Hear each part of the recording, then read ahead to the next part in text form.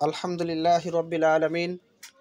সমস্ত প্রশংসা আল্লাহ তাআলার, সেই সাথে বিশ্ব মানবতার মুক্তিদূত রাসূল আকরাম সাল্লাল্লাহু তাআলা আলাইহি ওয়াসাল্লাম, ওনার প্রতি লাখো কোটি দরুদ ও সালাম। আসসালাতু আসসালামু আলাইকা ইয়া রাসূলুল্লাহ, আসসালাতু আসসালামু আলাইকা ইয়া হাবিবাল্লাহ। আজকের ক্লাসটা ছিল জ্বর নিয়ে। আমাদের কাছে যখন এই জ্বর নিয়ে আসবে, তখন আমরা কোন মেডিসিন থেকে কোন মেডিসিন রেখে কোন মেডিসিন প্রয়োগ করব, সেটার দক্ষতা বৃদ্ধি করার জন্য। দেখুন, আমি সব সময় বলে থাকি যে আমাদের পার্থক্য, লক্ষণের পার্থক্য যদি আমরা করতে না পারি, তাহলে হোমিওপ্যাথিতে সফলতা পাওয়া যায় না। এই পার্থক্যটাকে কিভাবে সহজে করা যায়, কিভাবে পার্থক্য করে ওষুধ প্রয়োগ করলে আমাদের জন্য সঠিক নির্বাচন হবে, এই পার্থক্যগুলো করার একটা আপনার ওই প্রত্যেকেরই নিজস্বভাবে কৌশল অবলম্বন করতে হবে। যে যে যে যেভাবে পারি আমরা অবশ্যই কী করতে হবে, আপনার একটা কৌশল অবলম্বন করতে হবে। দেখুন, আমরা যারা এই পেশাতে আছি সবাই কিন্তু সমানভাবে স্টাডি করে না, এবং সবাই সমানভাবে স্বপ্ন দেখে না। যারা আমরা অতিরিক্ত, অর্থাৎ আমরা যারা স্বপ্ন দেখি যে হোমিওপ্যাথিতে সফলতা পেতে চাই, তাদের অবশ্যই কী করতে হবে, অবশ্যই অনেক ধৈর্য ধরতে হবে এবং অনেক স্টাডি করতে হবে এবং ধারাবাহিকতা বজায় রাখতে হবে। দেখুন, এই হোমিওপ্যাথিক যে আমাদের ম্যাটেরিয়া মেডিকাটা আছে, এটা কিন্তু আপনার ওই একেবারে যে সহজ তা কিন্তু না। আমরা প্রায় সময় দেখি যে এক মেডিসিনের সাথে আরেক মেডিসিনের খুব একেবারে লাগালাগি সম্পর্ক, কোনটা রেখে কোনটা দেব। তাহলে ওই সময় আমাদের পার্থক্য করাটা তো একটা বিরাট দক্ষতার বিষয়। তাহলে দক্ষতা অর্জন করতে হলে রুগীকে সামনে রেখে বই পড়ে এত তাড়াতাড়ি আমাদের এই মেডিসিনের মাঝে যে কম্পেয়ার করাটা আমাদের দ্বারা সম্ভব হবে না। তাহলে আমরা যদি এমনভাবে মাথায় রাখতে পারি যে একটা মেডিসিনের সাথে আরেকটা মেডিসিনের যে সূক্ষ্ম পার্থক্য আছে, সেটা যেন আমরা তাৎক্ষণিকভাবে মনে করতে পারি। তাহলে আজকের এই ক্লাসটা হলো জ্বর নিয়ে। তাহলে ওই জ্বরের রোগী আসার পরে আমরা কি করব এবং কোন বিষয়গুলো আমরা প্রাধান্য দেব। দেখুন, আমরা অনেকেই অনেক সময় ভুল করে থাকি অ্যাকিউট ডিজিজ এবং ক্রনিক ডিজিজের ক্ষেত্রে। দেখুন, অ্যাকিউট ডিজিজের ক্ষেত্রে আমাদের কিসের প্রয়োজন হয় না, এত কিছু খুঁজার প্রয়োজন হয় না, তার কাতরতা খুঁজার প্রয়োজন হয় না, তার ফ্যামিলি হিস্ট্রি খুঁজার প্রয়োজন হয় না, তার ফার্স্ট হিস্ট্রি খুঁজার প্রয়োজন হয় না, আপনার মানে এত কিছু তার মানে মাইন্ড খোঁজাখুঁজির প্রয়োজন হয় না। ইনস্ট্যান্ট যে লক্ষণগুলো দিবে, অ্যাকিউট ডিজিজে যে লক্ষণগুলো প্রদর্শন করবে, সেই লক্ষণগুলো আলোকে মেডিসিন প্রয়োগ করতে হয়, আমরা প্রয়োগ করব। এখন আমরা যারা ওই অ্যাকিউট ডিজিজের ক্ষেত্রে সফলতা পাবো, তারা কিন্তু আরেক মানে একটা ধাপ থেকে আরেকটা ধাপে আমরা আগায় যেতে পারবো। এই আগানোর জন্য কিন্তু আমাদের প্রচেষ্টাটা অব্যাহত রাখতে হবে। কিভাবে রাখবো? ধরুন যে জ্বরের রোগী আমাদের কাছে আসবে, তাদেরকে আমরা কিভাবে মেডিসিন দেব, কোন মেডিসিন বেশি নির্ভরযোগ্য হবে রোগীর জন্য, এটার মাঝে আমাদের পার্থক্য খুঁজে বের করতে হবে। আজকে ক্লাসে আলোচনা করার পর আপনাদেরকে একটা পরীক্ষা নেব, ওই যে কুইজের মাধ্যমে। আপনারা একটু মানে যারা আছেন তারা অবশ্যই একটু মানে খেয়াল করে শুনবেন, মনোযোগ দিয়ে শুনবেন, যাতে করে পরীক্ষার সময় আনসার করতে পারেন এবং আমার কাছেও ভালো লাগবে। আমরা যা জানি একজন শিখবো আর একজনকে শিখিয়ে দেব, এরকম মেন্টালিটি আমাদের থাকতে হবে। ইনশাল্লাহ আমরা এই চেষ্টায় সামনের দিকে আগানোর চেষ্টা করব। এতে করে আমরাও লাভবান হব, যারা শুনবে তারাও লাভবান হবে এবং হোমিওপ্যাথির সফলতা দিক বিদিক ছড়িয়ে পড়বে। যেটা বলতেছিলাম, অ্যাকিউট ডিজিজের ক্ষেত্রে এত কিছু জানার প্রয়োজন হয় না। তখন কি জানতে হবে? তাৎক্ষণিক যে প্রতিক্রিয়াগুলো আসবে রোগীর মাঝে, তাৎক্ষণিক যে সিমটমগুলো প্রদর্শন করবে, সেগুলো থেকে আমাদের হোমিওপ্যাথিক মেডিসিন নির্বাচন করতে হবে। এখন আমি প্রসঙ্গত আসি আজকের জ্বর। দেখেন, জ্বর নিয়ে আসলো, আমি অনেকটি ক্লাসে বলেছিলাম যে আমাদের এটাকে ধরতে হলে, অর্থাৎ দেখুন, আমরা যদি কোনো সাপ ধরতে যাই, কথার কথা উদাহরণস্বরূপ বলছি, তাহলে আমাদের কী করতে হবে? প্রশিক্ষণ দিতে হবে। প্রশিক্ষণ ছাড়া যদি আমরা সাপ ধরতে যাই, তাহলে সেকে দংশন করে আমাদেরকে কী করতে পারে? মৃত্যু মুখে পতিত করতে পারে। আমাদের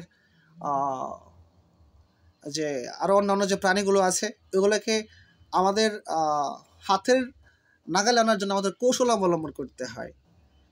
হ্যাঁ, এরকম প্রশিক্ষণ ছাড়া আমরা যেভাবে সাপ ধরতে পারি না।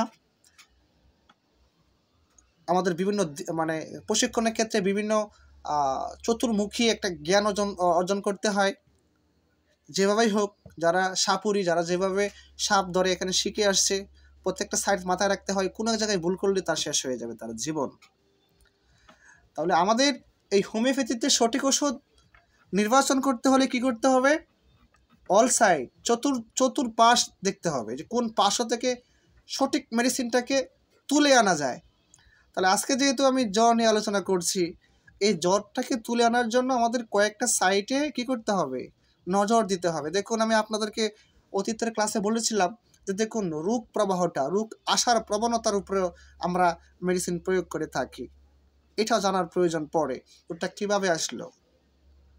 হঠাৎ আসলো নাকি ধীরে ধীরে বৃদ্ধি পেল?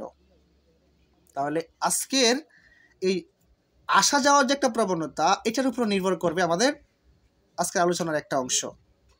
তো দেখুন, হঠাৎ আক্রমণ, হঠাৎ জ্বর আসছে। গতকালকে ভালো ছিল, আজকে হঠাৎ তার জ্বর। এই হঠাৎ আসা যখন আপনি শুনবেন রোগীর কাছ থেকে, তখন আপনার মাথায় কিন্তু শুধুমাত্র কি একোনাইট আসবে? আরও মেডিসিন আছে না? একটু মনোযোগ দিয়ে শুনবেন। আজকে আলোচনাটা হলো আপনার এই যে কি বলে, তুলনামূলক আলোচনা। এই জন্য অনেকের কাছে একটু কঠিন মনে হবে। যারা একটা করে মেডিসিন তেমন পড়েন নাই, তাদের কাছে একটু কঠিন মনে হবে, কারণ 2-3টা মেডিসিন একসাথে কথা বলবো। তো এটাকে কঠিন মনে করবেন না, তো মাথায় আনার চেষ্টা করবেন। তাহলে হঠাৎ আক্রমণের জন্য শুধুমাত্র কি আসে না? একোনাইট আসে না। আর কি আসতে পারে? ডাল কামড়া আসতে পারে।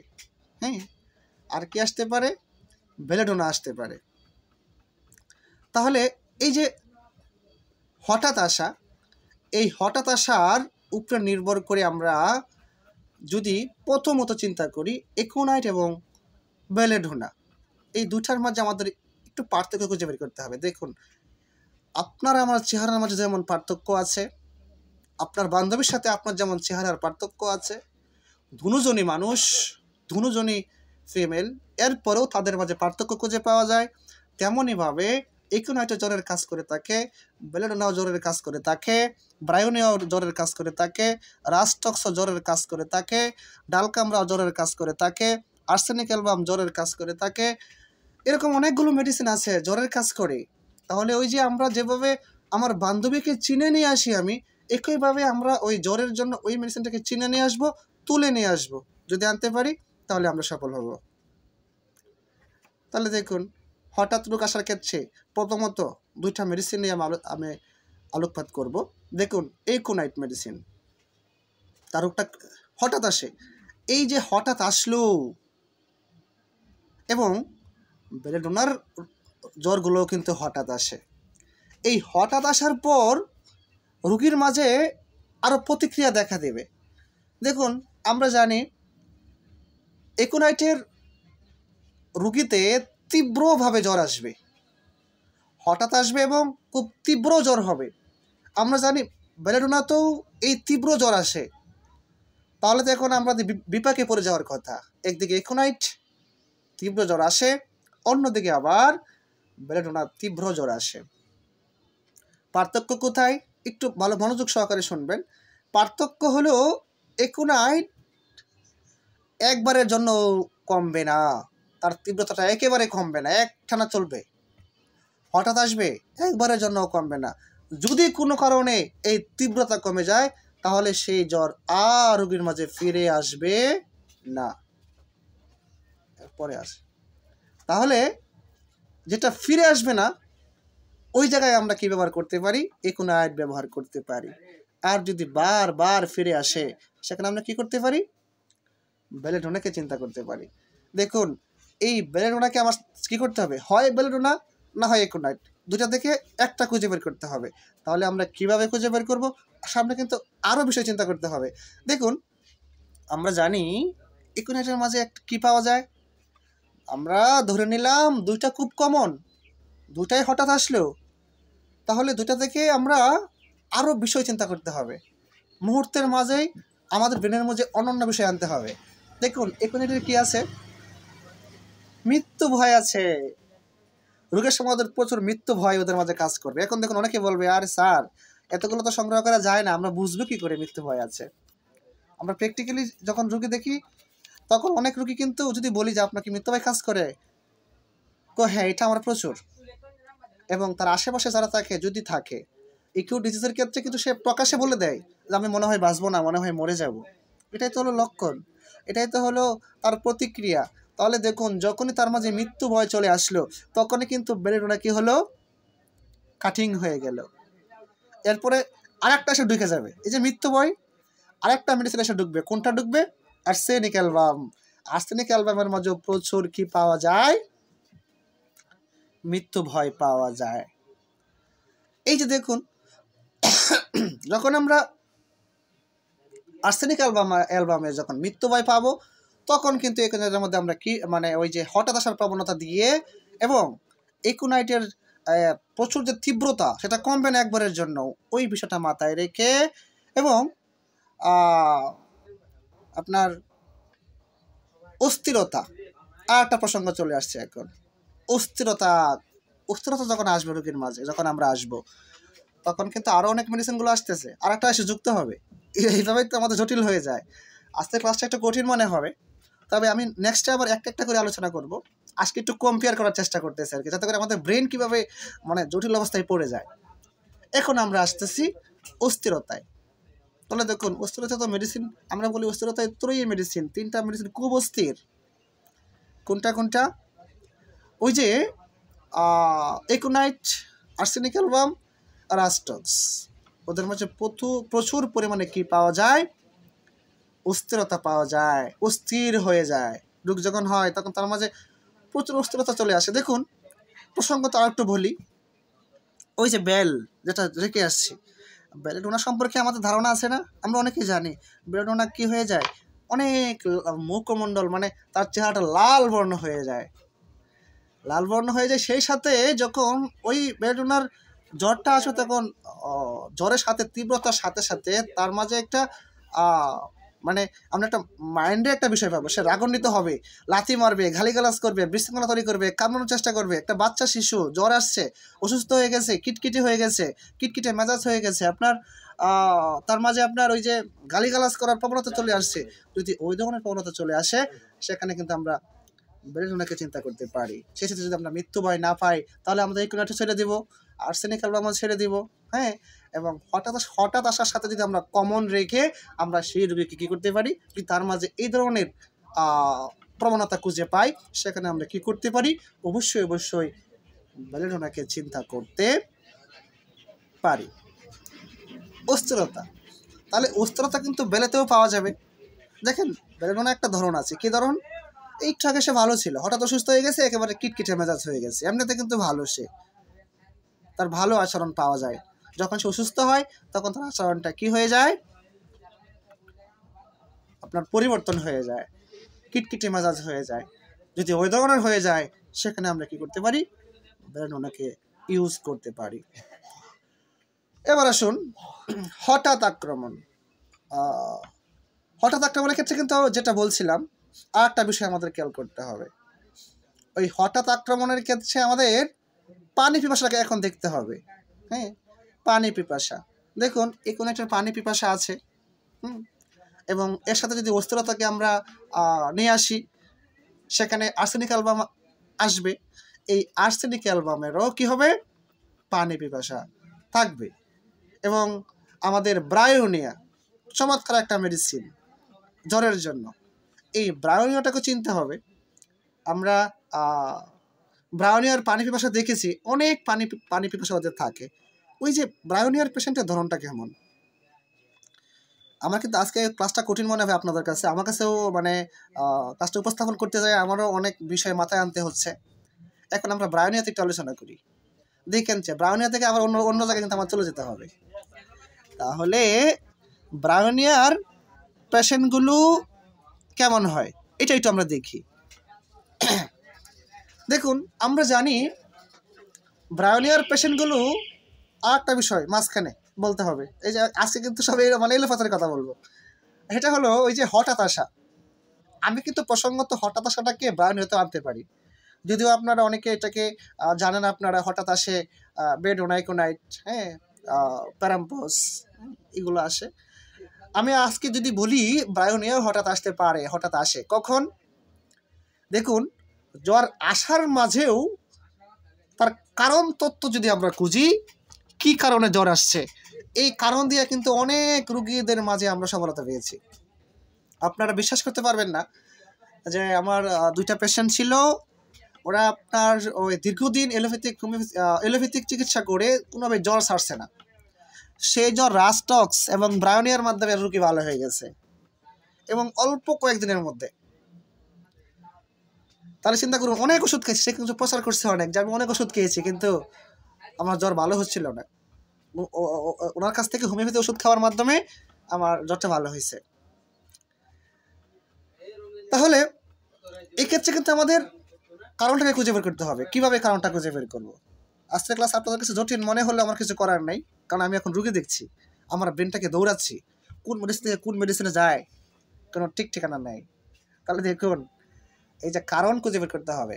মনে করুন তাহলে হঠাৎ যে ব্রায়োনিয়া আসবে, কেন আসবে? কারণ আছে না? কারণটা হলো মনে করুন যে হঠাৎ আপনার তীব্র গরম, একেবারে প্রচুর রৌদ্র, ঘেমে একবারে প্রচুর ঘামছিল, যদি প্রচুর ঘামা অবস্থায় হঠাৎ করে আপনার ওই বাতাস ছেড়ে দিয়ে বৃষ্টি চলে আসছে, এই মুহূর্তে যদি তার ঘাম বসে যাওয়ার কারণে যদি সে জ্বরে আক্রান্ত হয়, সেখানে আমাদের কি আসতে পারে?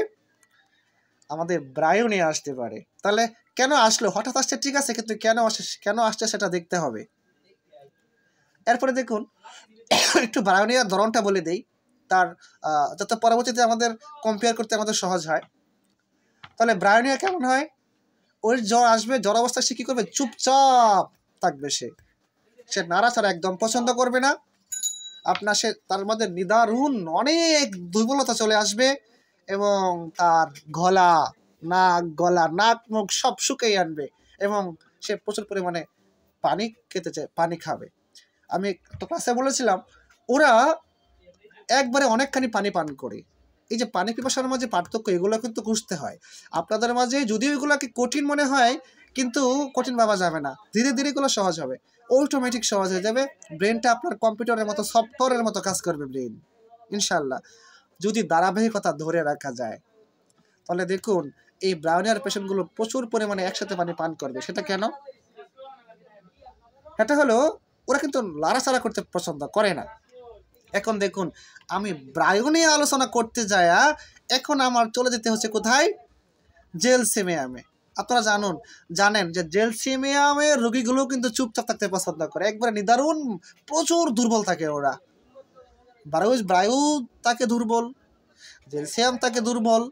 তাহলে আমরা এখন আবারও তো পেসকে যাবে, ব্রায়ু দিব না জেলসিয়াম দেব?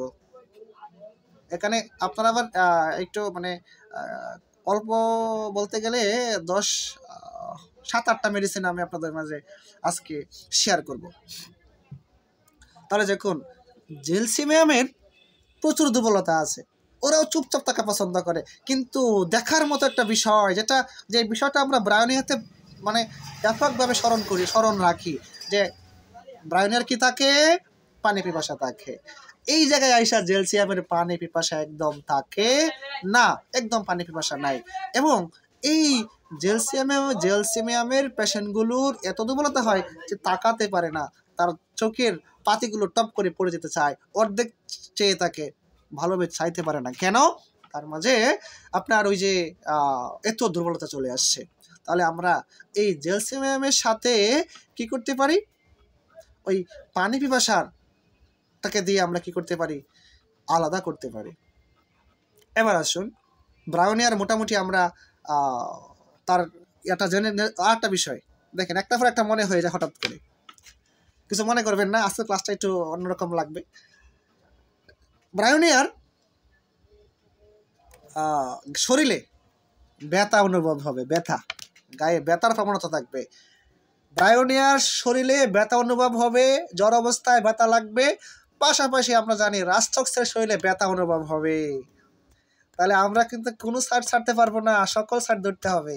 শরীরে ব্যথা আছে কি আছে না জানতে হবে। এটা কেন জানতে হবে, এই যে ব্রায়োনিয়া এবং রাস্টক্সের গায়ে যে ব্যথা থাকে তুলনামূলকভাবে একুনেট এবং আর্সেনিক অ্যালবামের ব্যথা থাকে না, কম থাকে।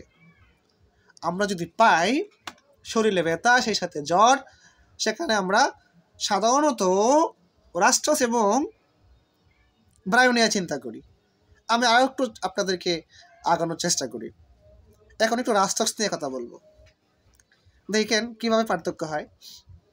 রাস্টক্স আমরা জানি বৃষ্টিতে ভিজলে, দীর্ঘক্ষণ পানিতে কাজ করলে, দীর্ঘ সময় ভিজা কাপড় গায়ে রাখলে জ্বর আসতে পারে। এক্ষেত্রে আমরা জানি কোন মেডিসিন আসতে পারে, রাস্টক্স। তার সাথে কিন্তু আরেকজন, তাকেও সারা যাবে না, আরেকজন আসতেছে, সেটা হলো ডাল কামড়া। তাহলে এই যে ডাল কামড়ার সাথে আমরা সব দিকে মিল পাচ্ছি, কার সাথে, রাস্টক্সের সাথে। ডাল কামড়া শেষ জায়গায় বসবাস করে বৃষ্টিতে ভিজে দীর্ঘক্ষণ ভিজা কাপড় পরিধান করার কারণে তার জ্বর আসে। এই ধরনের জ্বরের রোগীগুলো যদি আসে, সেখানে আমরা কি করব, ডাল কামড়া এবং রাস্টক্সের সাথে পার্থক্য খোঁজার চেষ্টা করব। কোথায় পার্থক্য দেখুন, রাস্টক্সের জ্বরের সাথে কি থাকবে, ওই যে ব্যথা, কামড়ানো মুচড়ানো, তার বডিতে ব্যথা। যদি কামড়ানো মুচড়ানো ব্যথা পায়, সেই সাথে যদি তার কারণটা খুঁজে পাই, বৃষ্টিতে ভিজা দীর্ঘক্ষণ ভিজা কাপড় পরে থাকার কারণে এবং শরীরে যদি মুচড়ানো কামড়ানো ব্যথা পাই, সেখানে আমরা কি করতে পারি, অবশ্যই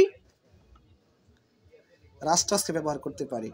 আর যদি আমরা তার মাঝে কি পাই, ওই যে ব্যথা না পাই, কামড়ানো মুচড়ানোর প্রবণতা না পাই, সেখানে আমরা কি করতে পারি, ডাল কামড়াকে ব্যবহার করতে পারি। এছাড়া ডাল কামড়ার একটা সিজন আছে, কোন সময়, ডাল কামড়া আসে যখন দিনে গরম রাতে শীত, এই টাইমে কিন্তু ডাল কামড়ার প্রবণতা বেশি এসে থাকে। হঠাৎ ওয়েদার পরিবর্তন, হঠাৎ ওয়েদার পরিবর্তন হয়ে রোগী আক্রান্ত হয়ে গেছে, ব্রাউনের মতো গাম বসে গিয়ে নয়, সে শেষে থাকার কারণে একবার দিনের বেলা গরম লাগছে, রাত্রেবেলা শীত লাগছে, এই ধরনের সময়ে যদি তাদের রোগে আক্রান্ত হয়ে থাকে, সেখানে আমরা কি করতে পারি, অবশ্যই ডাল কামড়াকে ব্যবহার করতে পারি। তাহলে দেখুন, আমরা জানি একুনাইট, তার মাঝে মৃত্যু ভয় চলে আসে, আমাদের আর্সেনিক অ্যালবামে মৃত্যু ভয় থাকে, এবং ওদের মাঝে পানি পিপাসার পার্থক্য যদি আমরা করি, তাহলে কে বেশি পানি খায়, পানি খাওয়ার প্রবণতা কার বেশি, ওই যে একুনাইটের বেশি, আপনার আর্সেনিক অ্যালবামের কম। আর্সেনিক অ্যালবামের থেকে বেশি পানি পান করে কে, একুনাইট। একুনাইট থেকে বেশি পানি পান করে কে, ব্রায়োনিয়া। তাহলে আমরা যদি দেখি, ও জ্যালসিয়ামের আরেকটা বৈশিষ্ট্য, জ্যালসিয়াম হুট করে মনে পড়ে যায় আর কি। জ্যালসিয়ামের আরেকটা বৈশিষ্ট্য হলো ওই যে বেলুনের মতো ওদের মাথাটা প্রচুর গরম থাকে, হাত পা ঠান্ডা অবস্থায় থাকে। আমরা জানি যে বেলের পেশেন্টগুলো, ওরা যখন ওদের জ্বর আসে তখন ওদের মাথা ঊর্ধ্বমুখী, তার তাপমাত্রা হলো ঊর্ধ্বমুখী। হ্যাঁ, তার মাথাটা অনেক গরম থাকে এবং তীব্র জ্বর আসে, তার পায়ের দিকে তার ঠান্ডা থাকে। একই রকমভাবে আমরা জ্যালসিয়ামের এই বৈশিষ্ট্যটা পাবো। তবে জ্যালসিয়ামে আমরা এই নিদারুণ দুর্বলতা পাবো।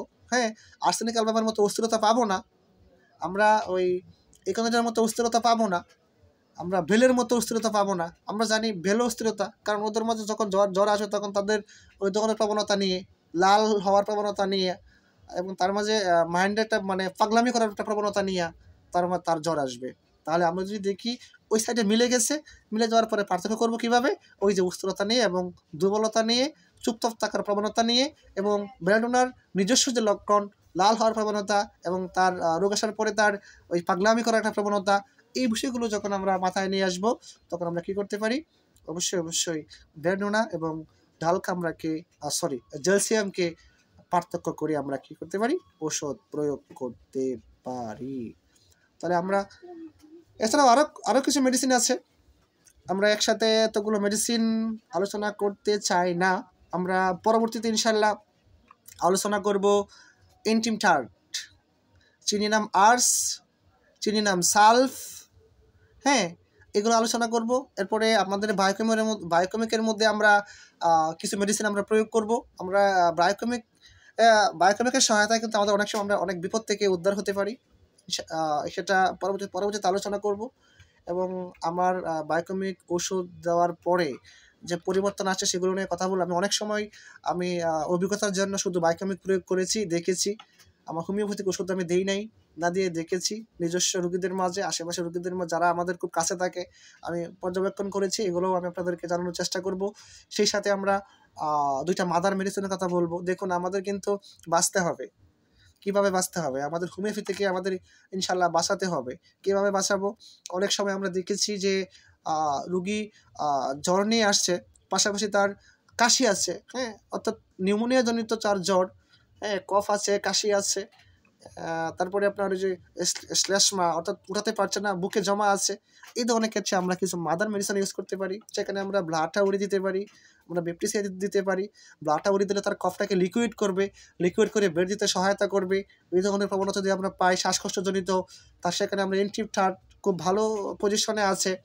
সেই সাথে আমরা বেপটিসিয়া এবং পাটাউরি মাদার হিসাবে ইউজ করতে পারি।